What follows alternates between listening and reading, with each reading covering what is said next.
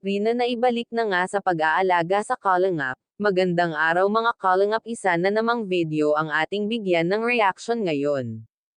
Bago po yan, sana po ay suportahan niyo po ang aking YouTube channel Kalingap Community. Totoo nga mga Kalingap, Rina ay muling naibalik sa Kalingap team. Nung isang araw mga Kalingap ay nakita natin na kinuha nga ni Lolo Nestor itong si Rina.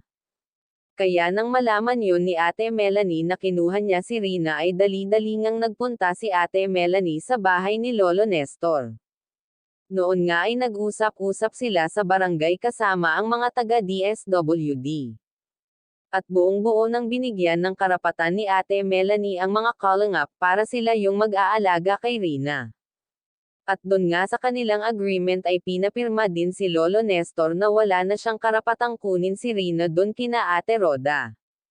At yun ang kanilang napagkasunduan. Kawawa naman si Rina nung kinuha siya ni Lolo Nestor kasi hindi naman sana siya sasama pero pinipilit talaga siya pasamahin.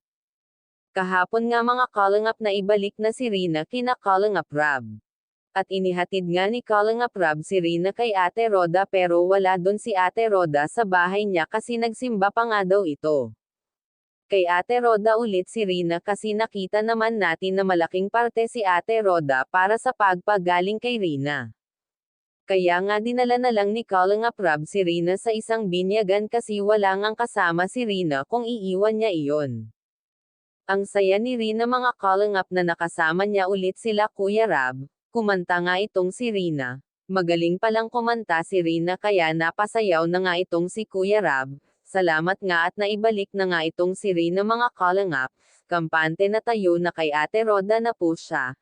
Hanggang sa muli mga Kalingap. Huwag nyo pang kalimutan mag-like and subscribe sa mag-amang Kalingap Rab at Kalingap Bal Santos Matubang.